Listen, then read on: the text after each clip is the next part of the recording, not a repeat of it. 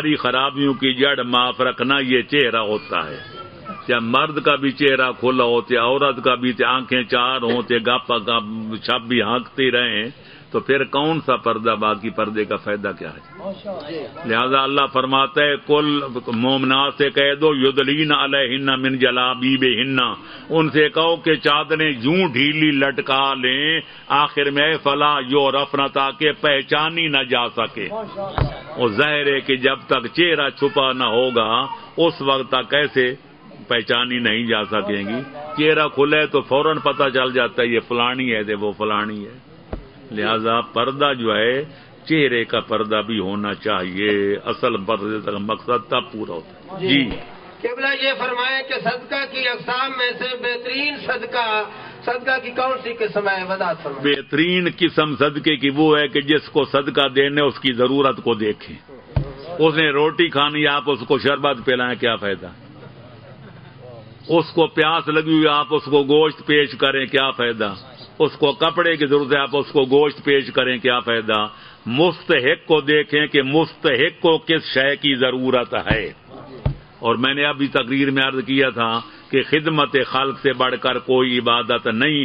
لہذا ننگے کو کپڑا پہنانا، بھوکے روٹی کھلانا، پیاسے کو پانی پلانا، یتیم بچے کے سر پہ شفقت کا ہاتھ پھیر کے اس کو تعلیم دلوانا، بیمار کا علاج کر کے اس کو موت کے منہ سے بچانا، حالات کے مطابق بڑی سے بڑی نیکی یہی ہوتی ہے. اور سب سے بڑا صدقہ یہی ہے.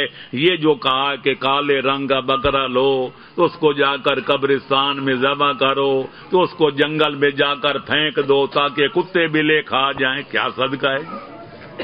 یہ کالے رنگ کا ہوتے، نیلے رنگ کا ہوتے، پیلے رنگ کا ہو.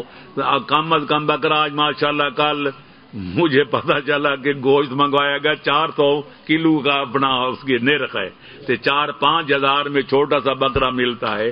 تو آپ ہر بندہ تو نہیں کر سکتا یہ بکرے. لہذا آپ 5 روپے دے دیں تو وہ بھی آپ کا صدقہ ہے. اپنی حیثیت کو دیکھ کر، غریب کی غربت کو دیکھ کر، اس کی ضرورت کو دیکھ کر جو صدقہ قربت اللہ کریں گے وہ بہترین صدقہ سمجھا جائے گا. جی قبلہ رجعت کے متعلق وضاحت فرمائیں کہ رجعت کا عقیدہ شیعہ رکھتے ہیں، اس کی وضاحت کریں کہ یہ کیا ہے. وضاحت تو پھر کرنی ہو تو میں کوئی اشرف محرم کا پڑھنا پڑے گا. 1.5 گھنٹہ مجھے ہو گیا بولتے ہوئے تھے، گھنٹہ سوا ادھر بھی ماشاءاللہ میں بول کے آ رہا ہوں، اللہ قبول فرمائے. تو لہذا مختصر یہ ہے کہ جب 12واں لال ولایت ظہور فرمائے گا تو پیغمبر اکرم اور امیر المومنین اور سید الشہداء ان 3 ہستیوں کے بارے میں تو مسلم ہے کہ وہ بھی رجوع فرمائیں گے.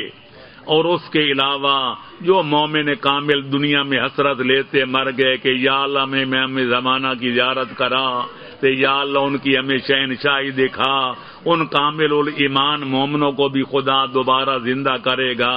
تو جو بے ایمان ظلم کر کے دنیا سے چلے گئے تو ان کو دنیا میں کوئی سزا نہ دی گئی. اللہ فرماتے ان کو میں 2 سزائیں دوں گا، ایک جہنم والی جو آخرت میں ہوگی، وَلَنُذِيقَنَّهُم مِّنَ الْعَذَابِ الْأَدْنَىٰ قبل، اور دنیا میں آخرت سے پہلے ان کو سزا دی جائے گی. لہذا قاتلین حسین سے بھی بدلہ لیا جائے گا اور ان کو سزا دی جائے گی تاکہ مومنوں کی آنکھیں ٹھنڈی ہو جائیں.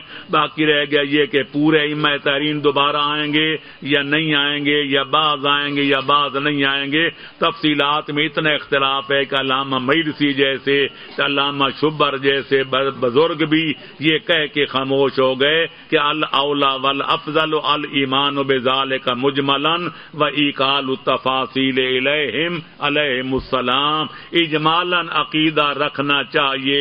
اس دور میں کچھ ائمہ بھی تشریف لائیں گے، کوئی مومن کامل بھی آئیں گے، کوئی بے دین اور بے ایمان مکمل بھی آئیں گے تاکہ ان سے بدلہ چکایا جائے، مومنوں کی آنکھیں ٹھنڈی ہو جائیں اور آل محمد کی حکومت کا دور دیکھیں.